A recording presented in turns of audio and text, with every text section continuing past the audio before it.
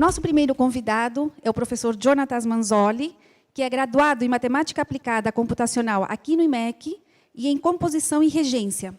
Ele é mestre em Matemática Aplicada e fez doutorado na Universidade de Nottingham em Composição Musical. Atualmente é professor titular do Instituto de Artes da Unicamp e coordenador do Núcleo Interdisciplinar de Comunicação Sonora. Compositor e matemático, pesquisa a interação entre arte e tecnologia em criação musical, computação musical e ciências cognitivas. Professor? Seja bem-vindo. Eu estou muito feliz de estar aqui, né? E também estou feliz de ver os meus alunos da música aqui, colegas que foram meus colegas, né? Sentaram do meu lado. Colega minha que está sendo minha colega numa tarefa muito difícil, né? A Sueli. Então, enfim, então eu me sinto muito à vontade aqui, apesar de não fazer muito tempo que eu não venho ao IMEC, né? Eu estudei aqui. Terminei o meu mestrado em 1988.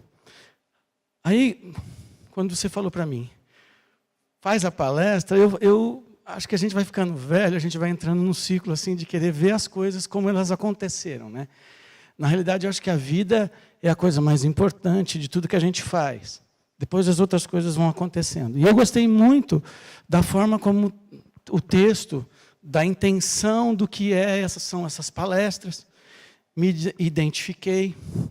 Então, eu acho que eu gostaria hoje de fazer da minha palestra uma espécie de depoimento.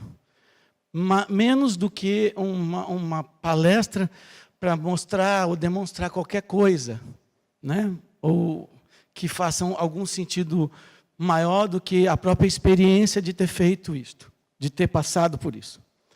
Eu acho que, então, eu dividi a palestra em 3 blocos.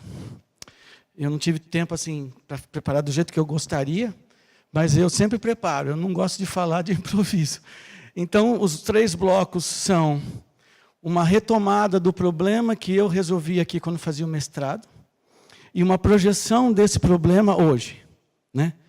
Depois, eu vou tentar mostrar que o uso de tais tipos de representações geram uma questão que, para mim, se tornou fundamental, que é o que eu chamo de cognição musical. E, no final, de uma forma um pouco menos acadêmica e mais artística, eu gostaria de abordar o assunto que eu acho que é o mais importante de todos, que é a noção de colaboração. Eu acho que as áreas hoje, mais do que nunca, numa crise que a gente vive, nessa situação de judicialismo, tudo isso que vocês sabem que está acontecendo, não precisa aqui de ficar repetindo, não é verdade? A gente precisa tomar algumas atitudes. Eu acho que uma atitude muito boa é a gente colaborar mais, a gente diminuir as nossas barreiras, as nossas diferenças e buscar mais interação. Então, em linhas gerais, esse é o meu propósito, não é? Então, vamos lá. E eu vou pedir licença a vocês, os sons que eu vou mostrar, os áudios e os vídeos, eles vão estar numa qualidade bem aquém do que eu gostaria, que eu vou botar o microfone para vocês ouvirem, e aí eu posso deixar as transparências, e vocês podem, então, ouvir em casa, né? Porque senão a gente não vai andar. Então, a primeira coisa que eu queria colocar para vocês foi esse trabalho.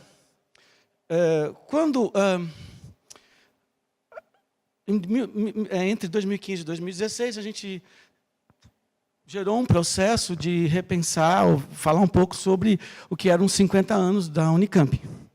E, nesse momento, eu iniciei um projeto, quer dizer, junto com essa comemoração, de escrever um texto musical, uma composição musical, que falasse sobre esse processo, que é o processo de estar na universidade, uma universidade que tem 50 anos. Eu começo por aqui porque isso foi um desafio para mim, porque, em princípio, as coisas, quando a gente fala sobre as coisas, a gente costuma contar as pessoas que estiveram atreladas à história. Essa pessoa fez aquilo, a outra fez aquilo, etc. Mas eu acho que, naquele momento, não era interessante, nem acho que hoje seja, e eu tentei achar alguma coisa que fosse mais geral e que não dependesse tanto do que o que as pessoas fazem, mas como elas fazem.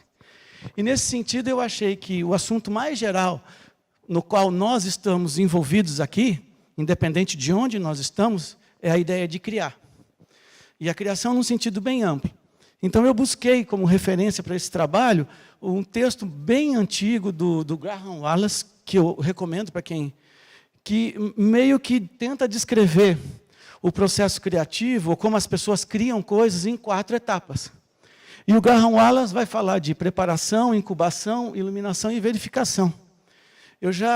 Eu acho que aqui no Instituto, quando a gente pensa em qualquer demonstração, quando a gente pensa em intuição, quando a gente pensa em ideias, a gente não abre mão dessas coisas. Entendeu? Até de ficar olhando. Me lembro não sei, acho que foi a Vera, minha professora de cálculo numérico, muitas vezes com a mão nas costas assim, no meio de uma demonstração, tentando... Eu acho que ela está buscando algum tipo de iluminação, algum tipo sabe? Mas não no sentido... Não estou pensando aí no sentido místico, não, mas o texto fala com você, você fala com o texto, seja ele de qualquer natureza. Então, para simbolizar este ato, eu decidi criar um texto musical, uma ópera multimodal, que relacionava a teoria do Graham Wallace com esses 4 estágios, que é fundação, germinação, iluminação e reflexão. Então, eu vou mostrar um trecho para vocês, vamos chamar isso aqui de um resumo do trabalho, e está o link aqui, se a internet nos ajudar. Então, enquanto a internet vai...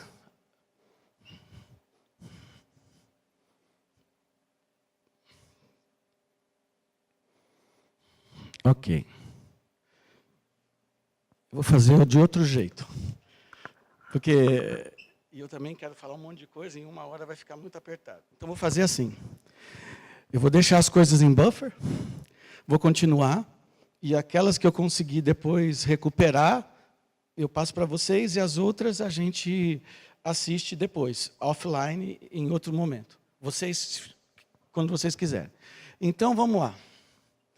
Então, nesse primeiro momento, o que eu queria introduzir na minha fala é que eu gostaria que essa ideia aqui fosse a principal ideia, quer dizer, independente e muito mais em função da humanidade que existe em cada um de nós aqui, ou lá no Instituto de Artes, ou no Instituto, no IFISH, ou no IEL, a gente cria.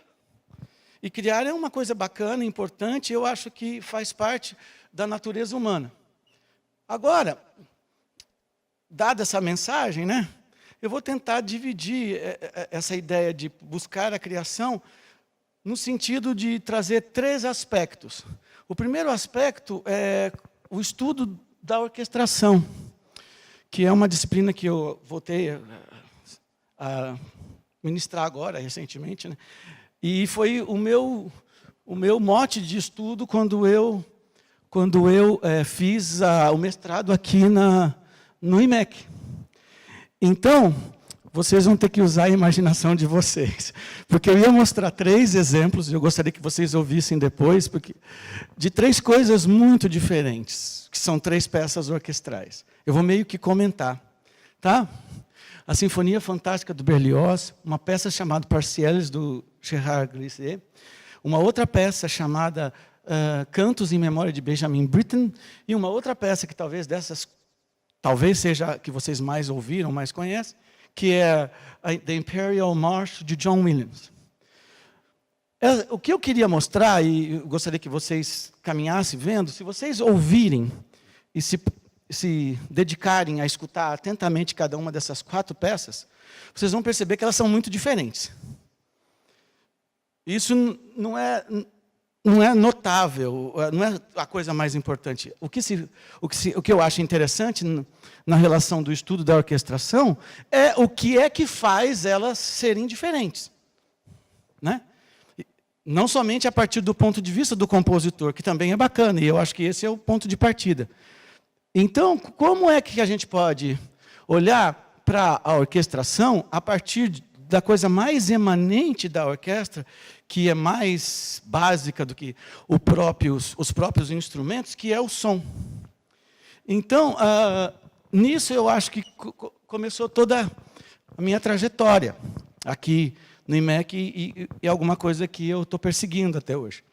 Que é essa ideia de que, talvez na orquestração, que é um campo muito amplo e um sistema muito complexo, a gente possa pensar, pelo menos, em duas ideias, em dois conceitos muito importantes. O primeiro é a noção de equilíbrio.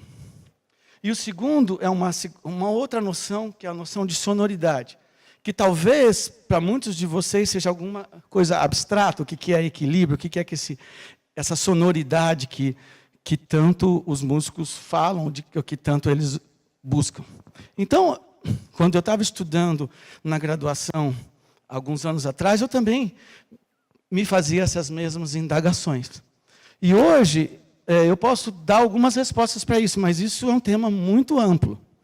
E no momento inicial, quando eu estudei isso aqui no IMEC, eu trabalhei muito com aquela primeira parte ali, ó, com a parte de cima.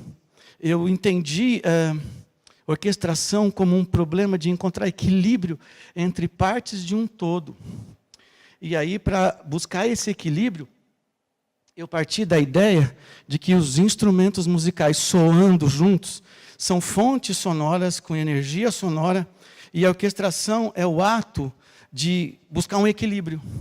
E esse equilíbrio vem a partir das fontes sonoras, do equilíbrio entre elas, e tem uma entidade muito importante. É como a gente vai perceber esse equilíbrio. Naquele momento, tem uma coisa rolando aqui. Deixa eu desligar aqui, que o buffer já foi aqui. Depois eu mostro. Eu vou... É que eu vou ter que seguir aqui um pouquinho. Desculpa, pessoal. Me avisa quando estiver mais ou menos na metade. Deixa eu...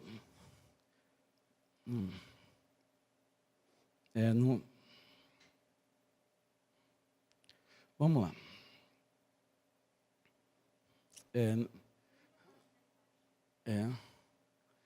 Eu acho que eu vou deixar para vocês irem... Vamos lá, vamos continuar. Aí, eu fui lá. Eu achei isso. Isso para mim é muito importante.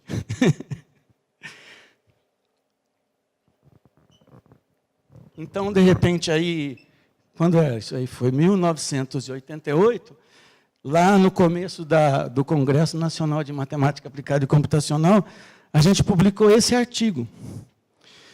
E qual que era a ideia de tentar encontrar um caminho para esse problema tão complexo? Naquele momento, o que a gente conseguiu entender, e não me peçam para explicar, se vocês quiserem a gente pode sentar e tentar, mas eu quis trazer porque é batido a máquina, com aquela, tem toda uma história, entende? E em linhas gerais, o que essas equações e esse processo todo representa? Naquele momento, a verdade que eu tinha sobre orquestração é que uma orquestra soando junto, todo mundo tocando, e cada um desses instrumentos soando em diferentes faixas de frequência, eu poderia representar essas faixas de frequência pelos espectros sonoros de cada um dos instrumentos.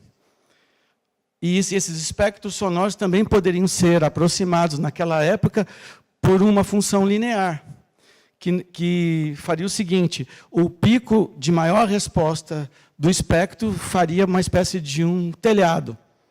Tá? E por isso que essa função é dividida em dois segmentos, não é? E esses dois segmentos, eles poderiam ser construídos a partir de uma coisa que naquele momento era a coisa mais próxima do que representa um som de um instrumento soando, que é o que a gente chama de envelope espectral. Envelope espectral é a curva que aproxima todas as frequências de Fourier, e nesse caso, do meu trabalho inicial, a partir de uma linearização. Então, você tem lá todas as frequências soando, e você aproxima isso por um telhado. Nesse momento, desculpa, falei. Nesse momento, isso me parecia bastante interessante. E deu origem a um trabalho de mestrado, no qual, a partir desse modelo do que seria o timbre, a gente tentou olhar o problema da seguinte forma: olha, uma orquestra ou qualquer coisa relacionada com os instrumentos musicais, você trabalha em faixas de frequência. Então, você tem o grave, médio, agudo, e todos esses instrumentos funcionam nessas faixas de frequência. Tá certo? Então, quando você coloca tudo isso junto, você tem, e todos esses juntos são esses vários telhados, o que você vai ter? Você vai ter um funcional que é todo quebradinho e cheio de contornos. Tá? Dado que eu estou aproximando o envelope espectral de cada um desses instrumentos por uma linearização.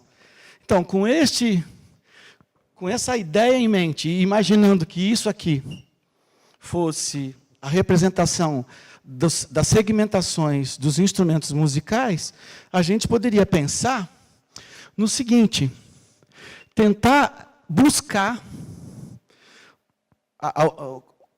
o equilíbrio da orquestração a partir de um problema de otimização.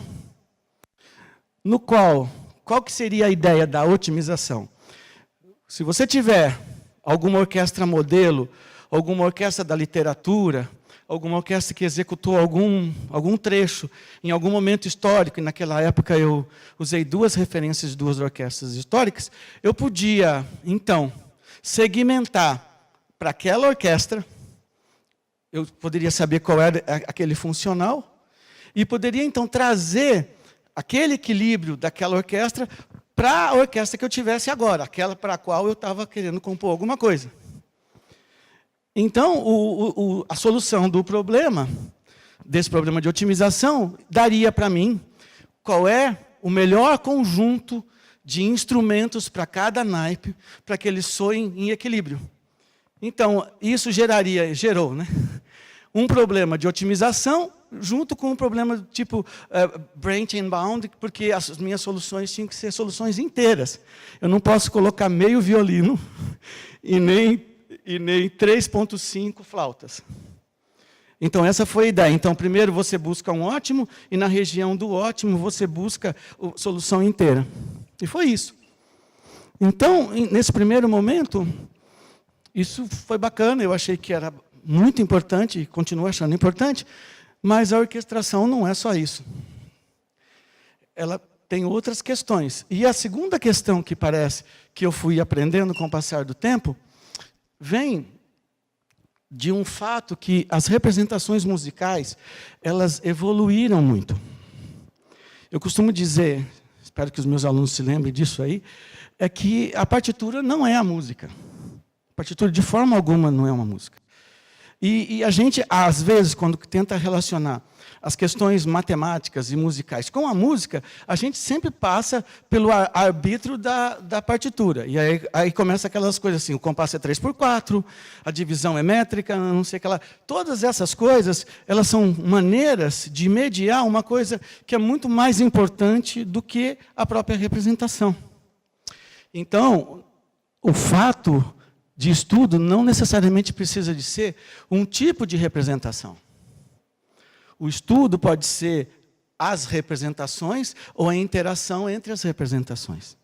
Então, qual seria o fato mais importante, ou o problema em si, ou aquilo que se busca? Talvez tentar encontrar a solução numa representação mais geral do que, por exemplo, a partitura, ou do que as notas. E a gente pode verificar que, se a gente olhar aqui esse quadro da esquerda de vocês, né?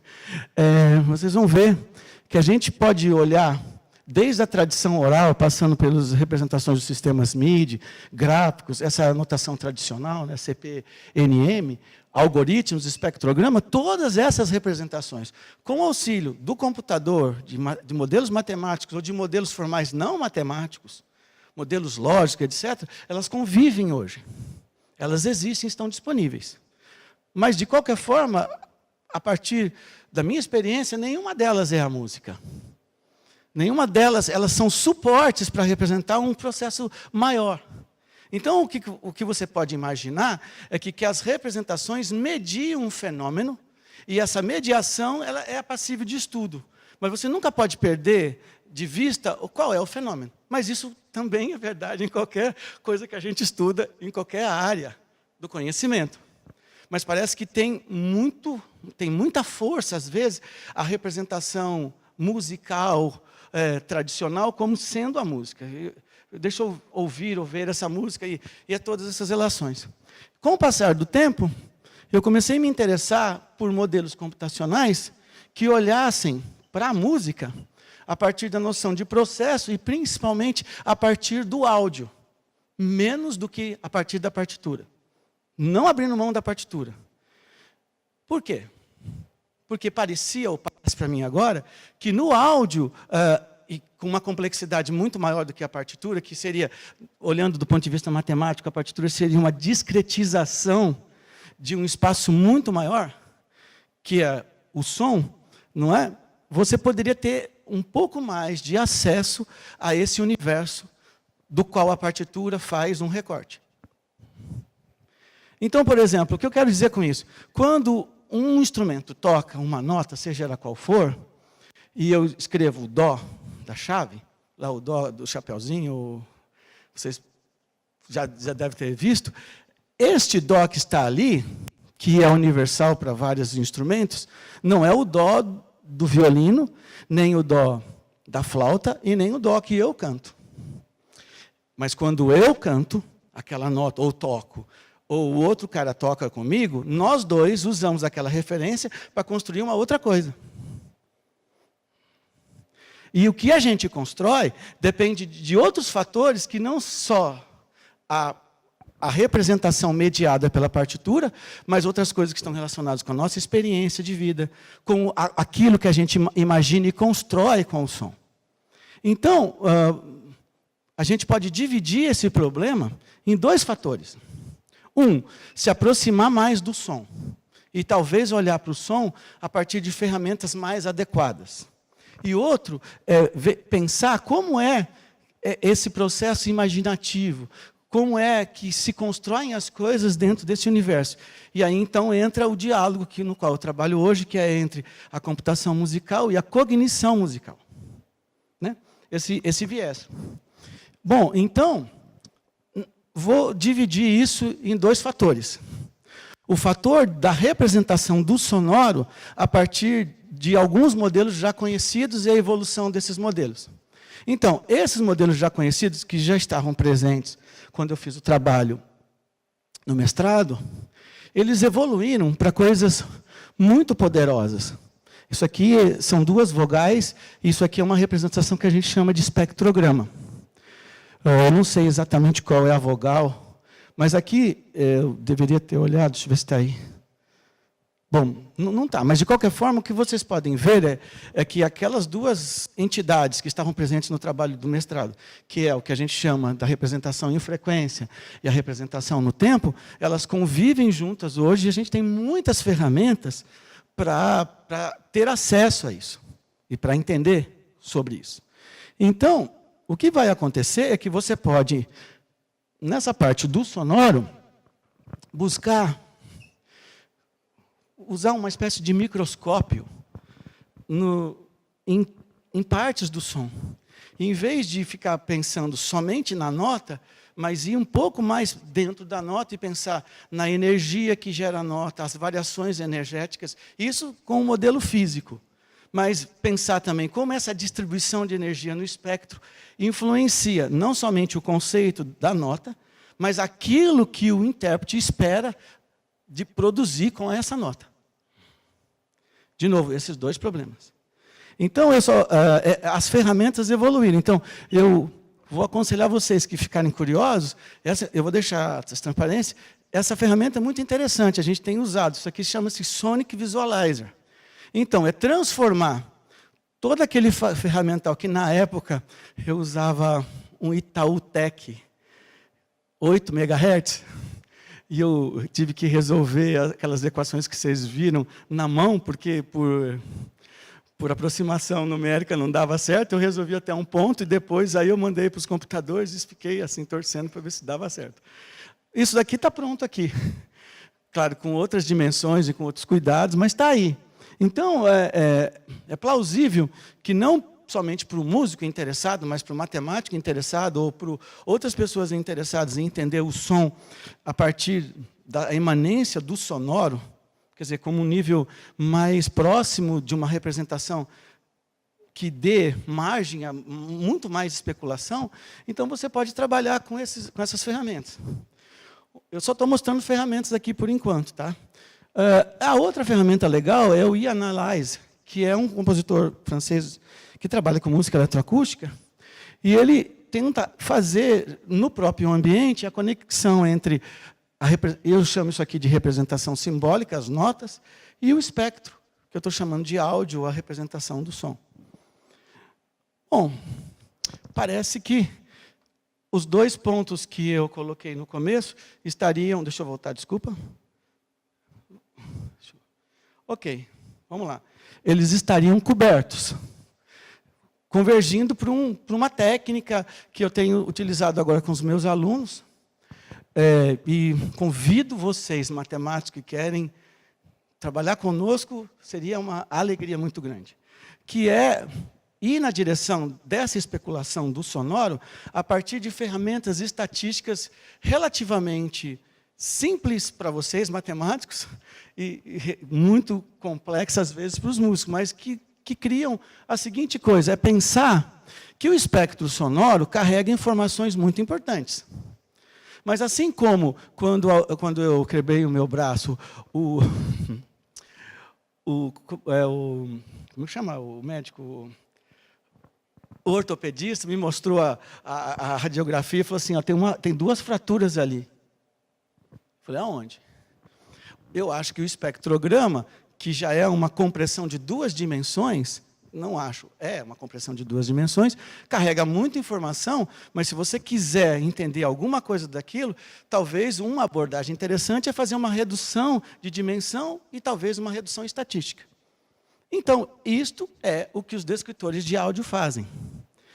Fazendo medidas estatísticas sobre o conteúdo do espectro sonoro e, a partir dessas medidas estatísticas, tentar traduzir aspectos da percepção. Naquele primeiro momento, a percepção foi dada pelos telhadinhos. Aqui é talvez todo o som aproximado por equações. Então, por exemplo, estou dando 2 exemplos para vocês, que vocês vão entender melhor do que eu, mas basicamente é o seguinte, 2 medidas que a gente tem trabalhado muito é o centroide espectral. Na realidade, é uma medida muito simples. Centroide é uma medida que está com a gente em vários... Né, quando a gente calcula centro de massa, etc., né, faz parte do nosso dia a dia. Mas o que significa o centro da energia do espectro de um som? Parece que o cálculo desse centro de massa do espectro sonoro está relacionado com alguma coisa que, no processo perceptivo, nós todos, músicos ou não, percebemos como brilho. Então, essa é uma hipótese, isso não é comprovado. Eu não sei se a ideia é esta, mas a ideia é, você tem uma medida quantitativa que pode, em alguns dos seus aspectos, dialogar com uma questão qualitativa, tão complexa. Por que isso é possível? Porque você faz uma redução de dimensionalidade de uma coisa complexa, como é o espectro sonoro, e busca pontos de reflexão para o qual você pode mapear certas vizinhanças importantes. Então, esses são os 2 exemplos. Há vários exemplos. Essa área de descritores de áudio se tornou, assim, uma área enorme. Porque o que o pessoal da indústria fonográfica descobriu que pode fazer com descritores sonoros? Por exemplo, eles podem... Vocês já viram o Shazam? Quem já viu o Shazam? Conhece o Shazam? Ninguém conhece? Vocês já devem falar, pô, como é que eu assovio aqui uma melodia e, de repente, eu tenho uma música que tem esse tema? Então, a ideia do Chazan e de outros, desse conjunto de descritores, é buscar, nesse domínio que é quase arbitrário do som que eu estou assoviando, similaridades. E as similaridades são medidas por redução estatística nesse espaço. E aí você busca por uma norma, tipo norma L2 ou outra norma razoável, e algum método, por exemplo, uma rede neural, algum método de exploração de aprendizagem de máquina, qual é a coisa mais próxima desse universo. Agora, o que a gente está fazendo isso na música, que eu estou fazendo com os meus alunos? Eu não estou fazendo rede neural, treinamento supervisionado, e eu gostaria que alguns de vocês fizessem isso conosco. Não, a gente está fazendo uma coisa mais simples, mas muito mais importante no meu ponto de vista. Talvez seria, importante, mas importante para mim, ok? Talvez, eu acho que é muito interessante quando a gente tem um som muito complexo e a gente quer trabalhar sobre ele, falar sobre ele, representar e criar sobre ele, representações visuais ou gráficas que nos deem intuições sobre. Mesmo que essas intuições não te levem a entender o que você está maximizando ou o valor intrínseco numérico da curva. Mas esse eu acho uma ideia que eu aprendi com o tempo, aqui, da ideia da matemática aplicada. A matemática aplicada não é necessariamente só o fator de resolver, ou interpolar, ou chegar a um resultado. Ela pode ser uma janela que abre para o outro, que não é matemático, um mundo. E ele não vai olhar para aquela janela do jeito que você olha. Mas você abriu a janela. E aí eu acho que isso é importante. Então, eu encaro os descritores de áudio como janelas. Né? E, então, existem engenheiros de som, matemáticos e outras pessoas que estão trabalhando no desenvolvimento dessas ferramentas. Agora, o que você quer ver além da janela, qual é a paisagem que você está buscando e como você quer reconstruir essa paisagem, fica a critério de quem está olhando pela janela. Então, a gente pode utilizar os descritores na área, como eu já falei para vocês, nessa área comercial, e tem aplicações fantásticas, né, e já estão aí no mercado, ou também na nossa área mais acadêmica, dessa música complexa, para nos ajudar a analisar, inclusive. Imagine que se um cara coloca numa partitura, além de uma nota, como o dó da flauta, ele coloca também... Aí não vai ter jeito.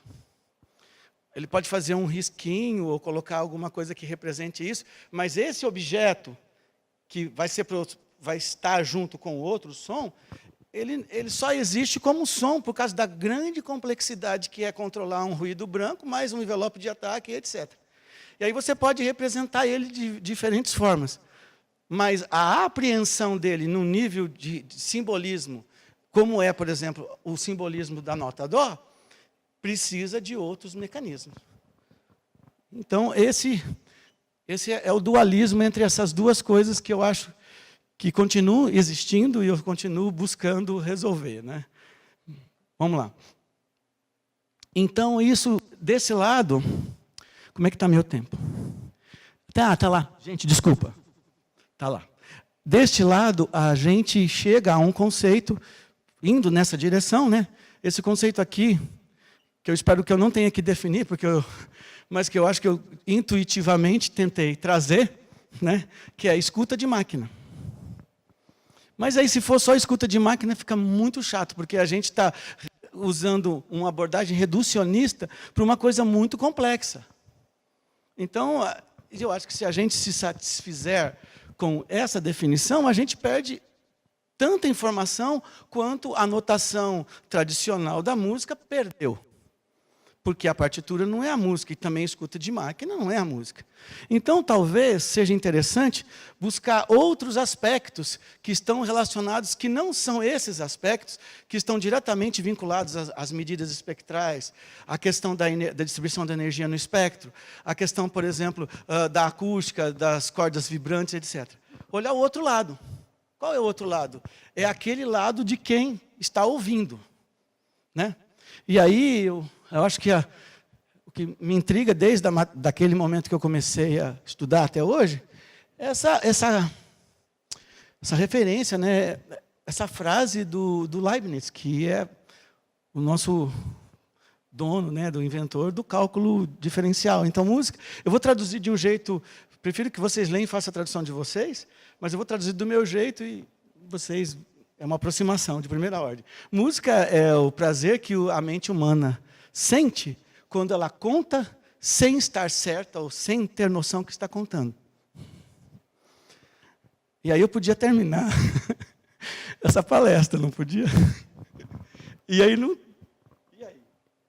Mas talvez, porque a gente está aqui e a gente está numa escola pública, e a gente vai atrás dessas coisas, né? Não vai atrás das outras coisas, a gente pode tentar entender um pouco isso. Então, o que eu vou tirar daí para continuar? Existe uma ambiguidade implícita nessa frase. E eu acho que essa ambiguidade é fabulosa. É a ideia de que, talvez, o formalismo exista sem você ter a noção que ele exista. E por ele existir, ele não te leva a percebê-lo. É mais ou menos isso que eu tirei dessa frase. Mas, em outras palavras, existe será que existe algum processamento escondido? Algum processamento que corre em paralelo? Porque o que eu tenho controle, que eu até mostrei até agora, é dessa energia, dessa acústica, desse espectro de Fourier. Mas quando vem para cá, né, eu também posso me sentir satisfeito e eu chego até aí. Como muitas teorias chegam até a psicoacústica, né, que é, vamos dizer assim, o ponto onde tudo chega. Mas aí eu acho que, não sei se eu vou ser feliz ou não nesse exemplo, mas eu queria que alguém me dissesse o que é isto. Vai. Hã? Meio envelope. Puxa, você foi melhor do que qualquer coisa. O que mais? Hã? Quase um barquinho. E se a gente tivesse que fazer uma descrição geométrica disso? Dá, não dá?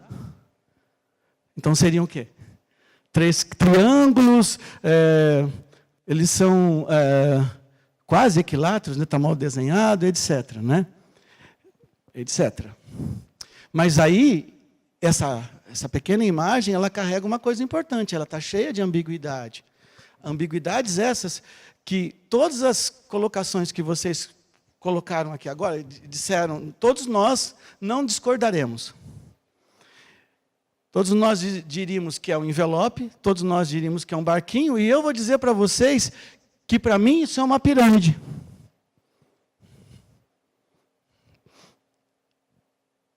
E uma pirâmide que, se eu colocar uma relação de fundo, claro, escuro, vira um funil.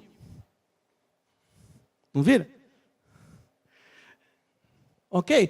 Eu não estou aqui querendo brincar com vocês, mas o que eu estou querendo mostrar é que quando qualquer coisa complexa, essa é simples, passa pelo processo de percepção, ela assume uma ambiguidade intrínseca. E música faz isso o tempo inteiro. Eu acho que se tem uma coisa legal na música, é lidar com a ambiguidade. Se tem uma coisa que a gente gosta de sentir na música, é a ambiguidade. Porque se for tudo confirmar... Quando a música começa a confirmar tudo que a gente espera, ou a gente ouve 3 minutos. Eu penso que sim, mas o mass media está aí para forçar você a ouvir 500 anos. Mas, de qualquer forma, eu acho que é uma coisa legal de ser desafiado, a escuta que desafia, porque ela reconstrói as ambiguidades a cada momento. Então... como explicar isso? Essa daqui também, o que é isso? Esse aí é um objeto que eu fiz com... Não vou falar nada. O que é isso? Cisne com peixe.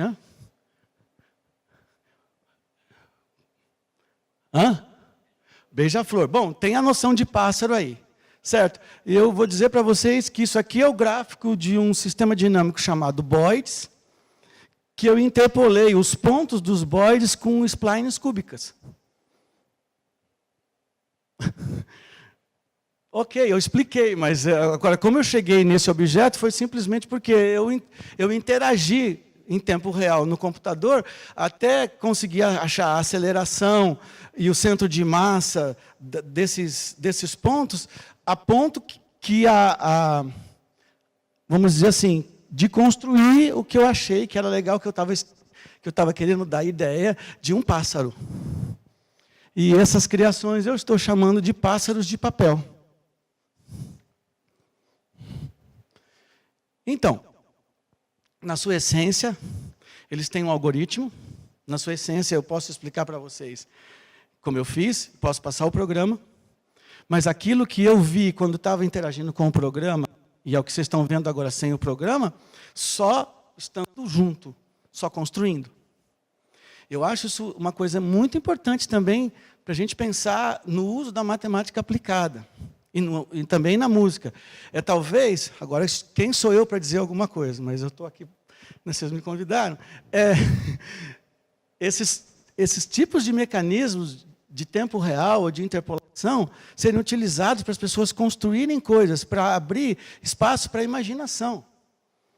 Não para você resolver a equação, mas para você se apropriar de um sentido estético da solução dessa equação. Vocês lembram bem dos fractais, eu acho que o caso mais todo mundo já conhece. Então, eu acho que parte desses modelos matemáticos vinculados à música, eles podem fazer isso também para a criação sonora. Mas a pergunta é, quais seriam, então, algum tipo de modelo, algum tipo de processo que a gente poderia estudar, que tenha, talvez, alguma base lógica ou alguma base mais concreta, não para a gente realmente resolver o fenômeno, mas para a gente aproximar um pouco mais. Então, esses outros exemplos que a gente viu, eles partem do princípio da psicologia da forma, que a gente chama de Gestalt, né?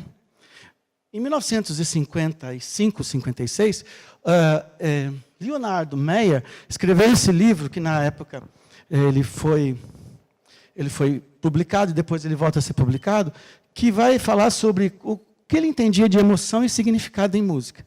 Mas a tese que o Leonardo Meyer levanta, e que é uma tese, e a gente pode aceitar ou não, é que a música carrega estruturas. Então, essa é a primeira tese que ele levanta. A tese negativa que ele levanta é que as estruturas que a música carrega, elas podem estar, vamos dizer, atreladas diretamente às representações culturais, por exemplo, as escalas musicais, as notas, que era o que o pessoal colocava ou chamava no barroco de teoria dos afetos. Então, na teoria dos afetos, o cara vai dizer assim, olha, se a música for tom menor, ela é triste. Se ela for tom maior, ela é alegre. E vocês têm uma série de regrinhas de como você deve manipular o material sonoro de maneira que esse significado emocional ocorra a partir da manipulação da representação. O que ele vai falar, e depois vai ser expandido por esse cara aqui, que é o David Huron, é que o que constrói o significado musical está relacionado com um fenômeno que se chama psicologia da expectativa. Em linhas gerais, a música joga com a gente joga com a música. E esse jogo antecipatório, ele produz uma série de processos interessantes que eu, infelizmente ou felizmente, não vou mostrar aqui agora, mas eu deixo o livro para vocês lerem. Mas o ponto principal dessa filosofia, ou desse ponto de vista do Huron, é um tipo de raciocínio que eu acho que nós usamos na matemática quase sempre, mas a gente, talvez, eu não saiba, né? Como lidar. Ele vai dizer que o raciocínio mais próximo dessas construções é um raciocínio chamado raciocínio abdutivo, o raciocínio da aposta. Então, eu acho que deve ter algum tipo de lógica não clássica, etc., que hoje possa estar lidando com isso, eu não sei. Qual é a ideia disso? É que os sistemas complexos, quando eles, dado um sentido de hábitos, essa quebra desses hábitos se manifesta em quebras de simetria, de qualquer natureza, o sistema cognitivo do observador tenta buscar uma coerência para a quebra. E para buscar essa coerência, ele faz uma aposta. O guessing, E a única forma que ele vai encontrar para essa aposta é construir um tipo de raciocínio que é um dos tem indução, dedução que nós todos usamos, é a abdução. É um raciocínio primordialmente, vamos dizer assim, de aposta. Tem um fator estatístico aí. E o que vai acontecer, então, pós essa aposta? Você pode usar a indução como um mecanismo de obter a coerência nesse conjunto de etapas que se sucedem. Né? E aí a gente volta lá no começo do modelo do Graham Wallace, né? Que é a incubação e depois a iluminação. Então, o que eu gosto dessa teoria, ou desse approach, é que ele não me dá uma explicação matemática para a coisa, mas ele me dá um tipo de raciocínio com o qual eu posso construir modelos, não, nesse momento, modelos dedutivos, né? Mas modelos explicativos. E eu acho que essa é uma coisa bacana que a gente está começando a estudar hoje, em relação à música. Eu costumo dizer que a neurociência da música, a cognição musical, é uma maneira de mostrar, de forma bem intuitiva, que a música é como se fosse mais ou menos o nosso personal trainer de emoções. Ela tenta dar uma certa elasticidade para esse mecanismo de congruência e incongruência. Na realidade, o jogo entre a congruência e a incongruência faz parte da música. E talvez esse seja um jogo muito importante para todos nós, independente da música ou dependente da música, depende do que a gente está fazendo.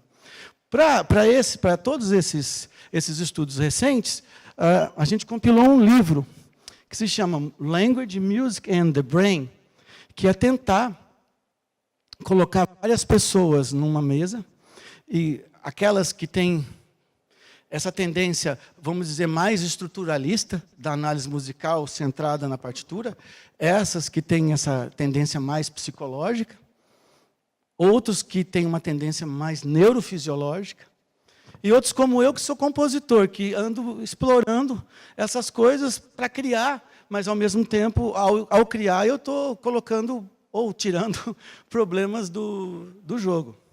Então, em linhas gerais, como o título do livro diz, uma relação misteriosa, eu acho importante colocar isso a partir de uma representação. Essa representação, como nós vimos, né? O primeiro momento, uma explicação à série de Fourier. Eu até hoje leio a minha tese e vejo muito, a minha tese de mestrado, muito a necessidade de explicar o que era a oitava, o que eram os intervalos, o modelo de Pitágoras para descrever a música, ou talvez disso dar uma noção de que música tem simetria, que música é importante. Todas essas coisas fazem parte, mas talvez de um modelo de primeira aproximação que leva em conta uma questão estruturalista, mas não consegue ainda levar em conta essa interação com outros mecanismos. E aí eu acho que a gente precisa de caminhar. Enfim,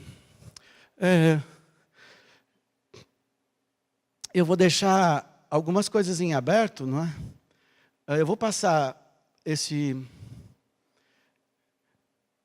um trecho da palestra por causa do tempo e vou encerrar essa palestra, e eu acho que eu não vou conseguir tocar, mas eu vou deixar para vocês tocarem, com esse último trabalho que eu fiz agora, que se chama Esquinas do Cais.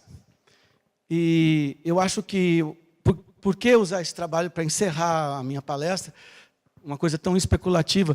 Porque eu acho que quando a gente começa a se debruçar em coisas que não são caras, são complexas, mas fazem sentido para a gente precisa do outro, seja ele quem for, o matemático, o músico, a gente precisa do outro que toca com você precisa de criar, vamos dizer assim, redes de saberes.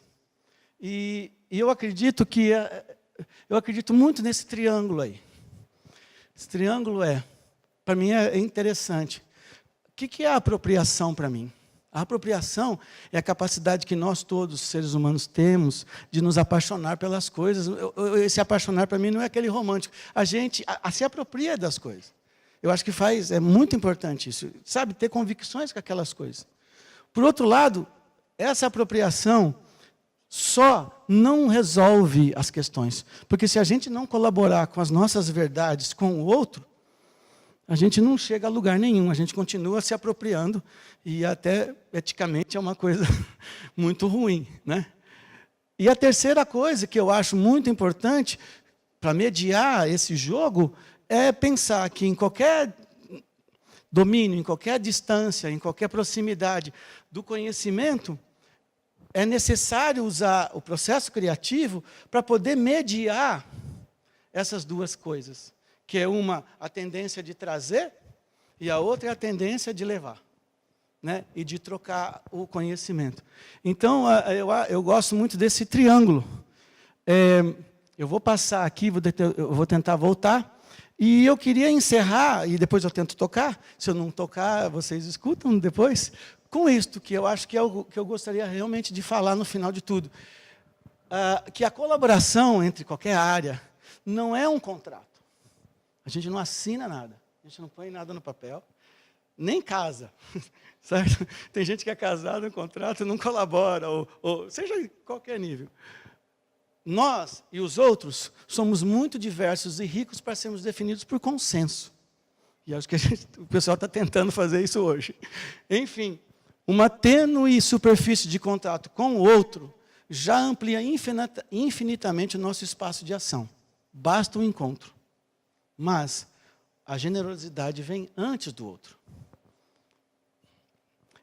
Então, eu vou tocar para vocês, se eu conseguir ou não, um trechinho de Esquinas do Cais. Vamos fazer o seguinte, como nós temos 5 minutos, vamos abrir para alguma pergunta, e se pudermos, enquanto eu ponho no buffer a música. Alguma pergunta?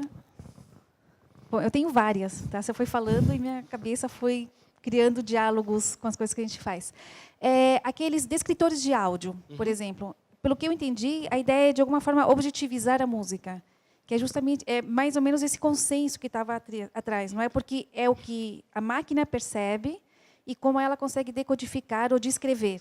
Não é o que a gente percebe. Eu diria que é objetivar uma parte da música. Da mesma forma que a partitura não é a música, os descritores de áudio não são a música, mas eles têm uma capacidade de objetivar alguma coisa. É isto. Então, e agora pensando no outro sentido, que é tentar manter essa subjetividade que existe, talvez criar outros mecanismos, outras medidas de surpresa, ou de prazer, ou de desprazer, pode ser interessante. Existe uma área incrível em desenvolvimento, que são as métricas da psicologia da antecipação. Que no livro do Huron, ele esboça um pouco, mas tem outros lugares. Que eu também gostaria de colocar isso para vocês com uma certa crítica. Eu não acho que a quantização de qualquer processo complexo leve à solução do problema. Eu acho que a gente tem que ter sempre essa consciência.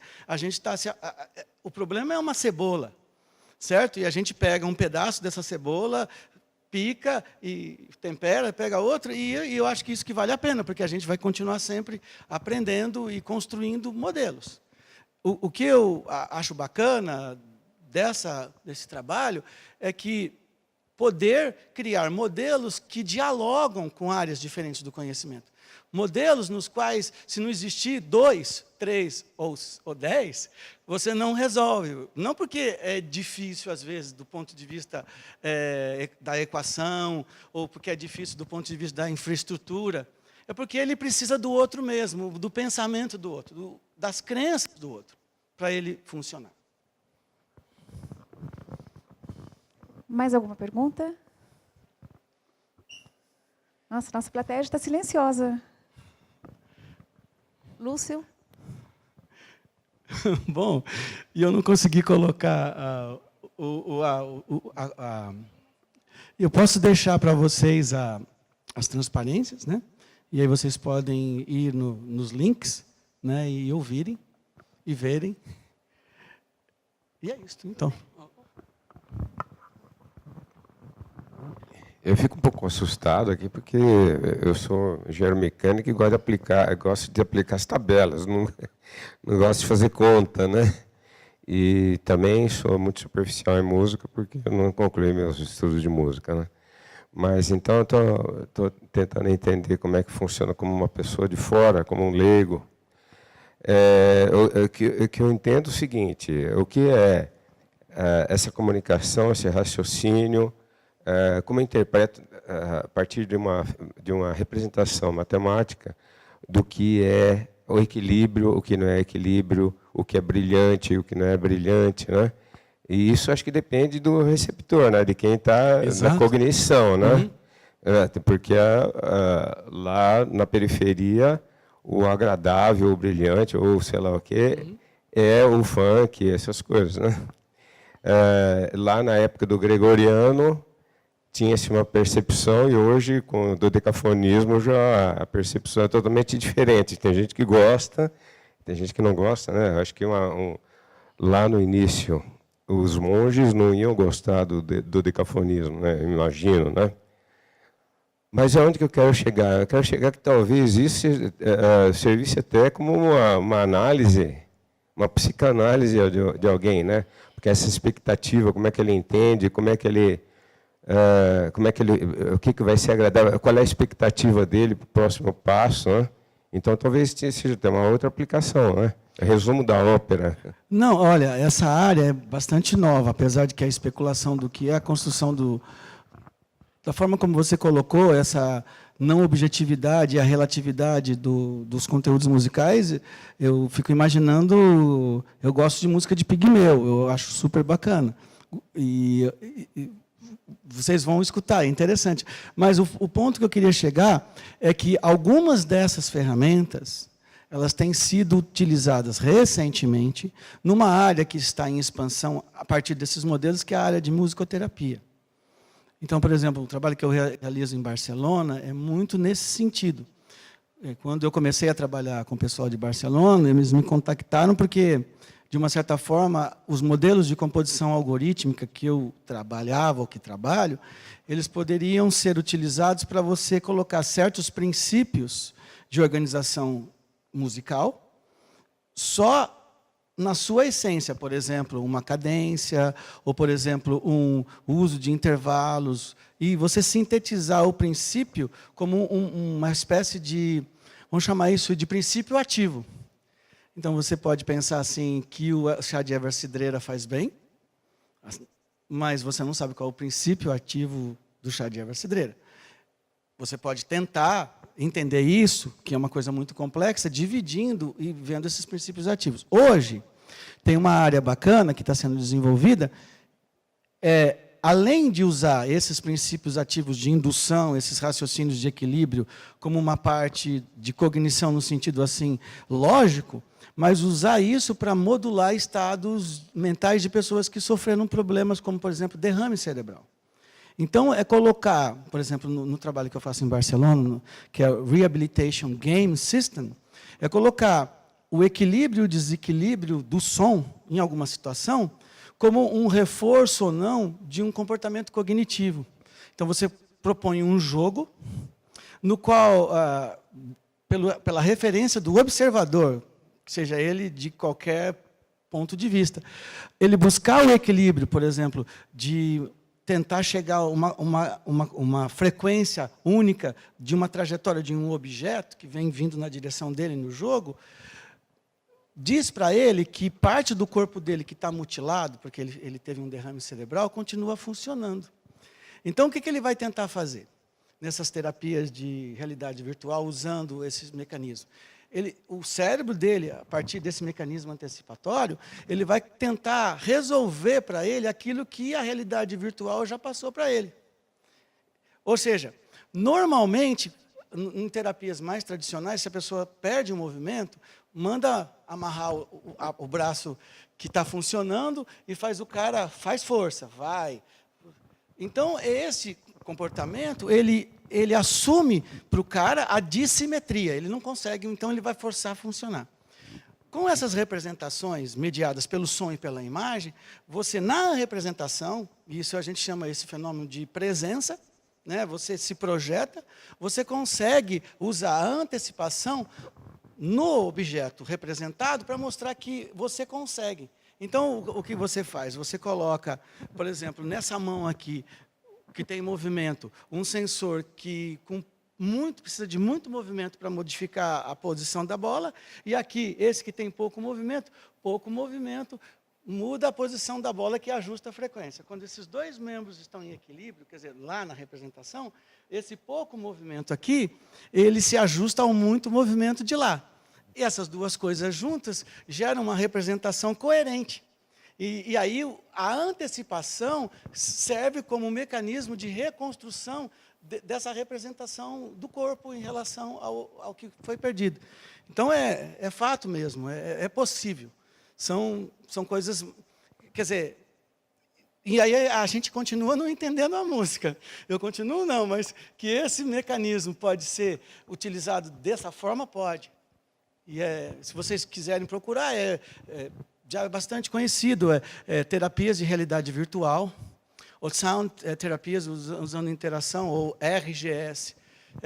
Eu concordo com você, de poder usar o fenômeno antecipatório, não somente como um fator de cálculo, mas a noção de buscar o equilíbrio como uma maneira de regular o comportamento. Isso foi legal, isso é quase uma nova palestra com esse tema. Podemos pensar. Aquele livro que eu mostrei fala um pouco disso.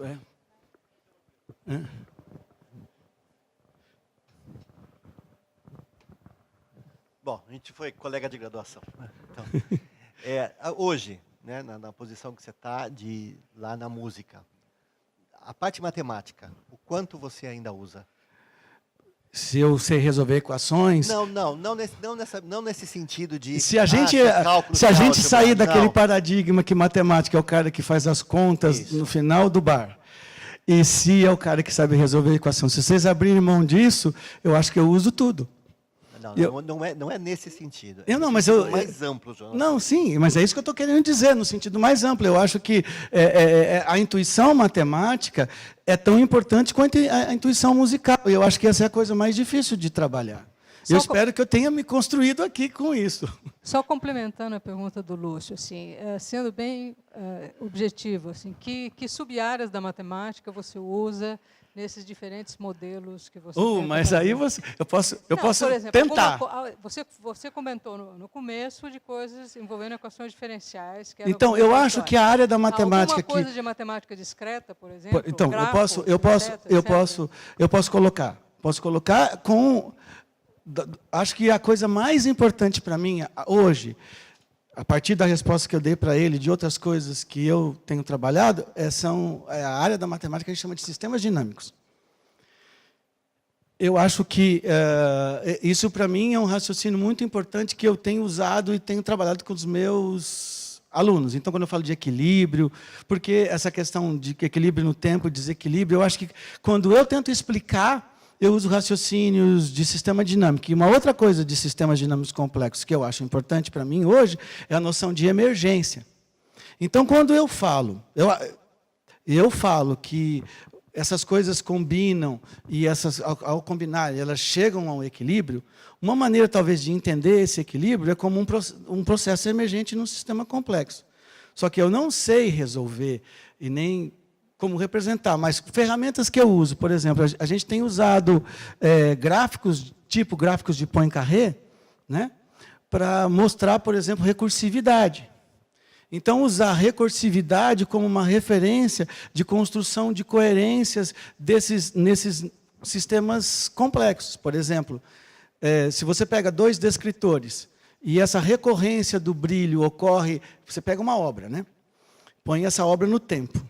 E agora o centro de massa é em 2K, ele aparece várias vezes, e você coloca isso num plot tipo Poincaré, ou outros, você pode pensar que essas recorrências, elas induzem a um tipo de forma musical. Essa é uma hipótese que eu faço. Então, é uma maneira de graficar a noção de forma. Matemática discreta está em música desde sempre, né? Eu acho que na hora das coisas acontecerem, quer dizer, quando a gente vai representar, por exemplo, na música serial, ou quando a gente vai permutar, ou quando a gente vai construir modelos, eles aparecem naturalmente. Mas eu uso mais esse raciocínio de sistemas dinâmicos, porque ele me dá um pensamento que eu acho muito interessante, porque música é um fenômeno no tempo, né? Então, eu penso, o descritor mede essa curva no tempo, as recorrências desses descritores em diferentes momentos, elas podem me dar uma ideia de forma, que poderia ser, numa teoria de sistemas complexos, uma espécie de atrator, né? Mas eu acho que é uma aproximação que um dia a gente pode sentar e tentar trabalhar. Bom, eu daria mais uma sugestão nesse sentido. Tem a parte do processo criativo, a partir de restrições, como você falou, né? Coloca um sistema dinâmico, o que for. Mas fazer o contrário. A partir do momento que você ouve, você tenta identificar ou classificar, teoria de decisão bayesiana. Assim. Sim, a gente poderia usar isso. Tem um monte de... Tem um livro que se chama... Um journal, que se chama Musimats. E se vocês estão interessados, tem questões como essas que são baseadas nesses métodos mais contemporâneos, lógica fuzzy, todas essas coisas têm sido utilizadas para resolver várias coisas na música. Claro, não mostrei tudo, mas se vocês se interessarem e quiserem bater um papo, por exemplo, a questão, por exemplo, uma coisa simples com lógica fuzzy, que está relacionado com orquestração. Se você põe 4 músicos, 4 vozes, o baixo, o tenor, o contralto e o soprano cantando juntos, né? Esses caras, cada um deles tem uma tessitura, que é um intervalo de frequência, uma frequência mais grave e uma frequência mais aguda, que está escrito lá. O baixo canta do dó ao sol. O tenor canta do Fá ao Mi, o contralto do Lá ao Ré.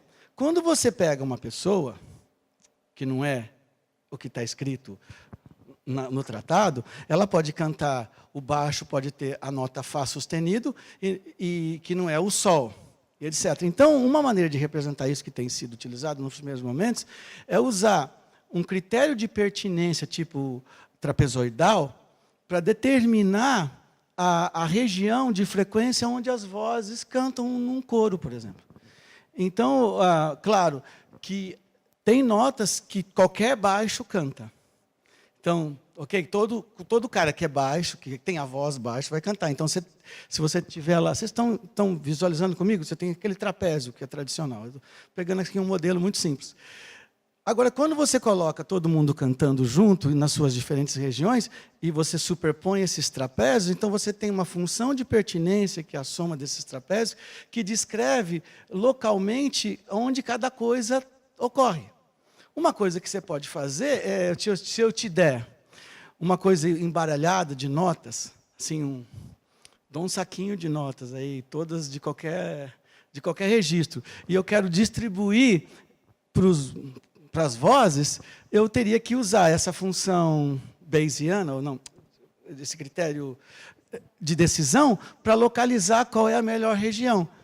Por exemplo, esse é um exemplo que foi utilizado durante muito tempo em composição algorítmica. Para fazer o quê?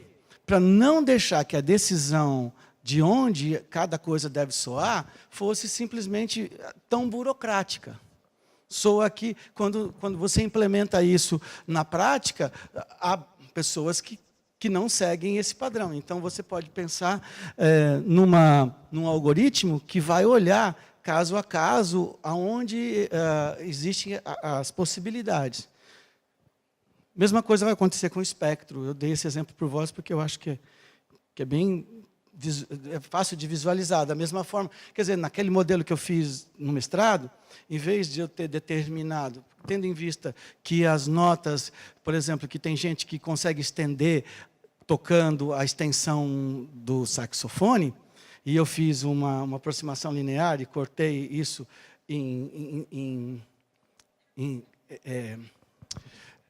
equilatos, não, usei uma função tipo rampa, né?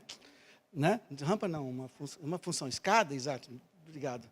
Eu poderia ter colocado uma função trapezoidal naquele modelo, por exemplo. Assim vai. Então quando você entra nos detalhes, o problema é qual é o detalhe que você quer trabalhar, e aí ir na direção dele. Mais alguma pergunta? Não? Então, agradecemos o nosso palestrante. Obrigado.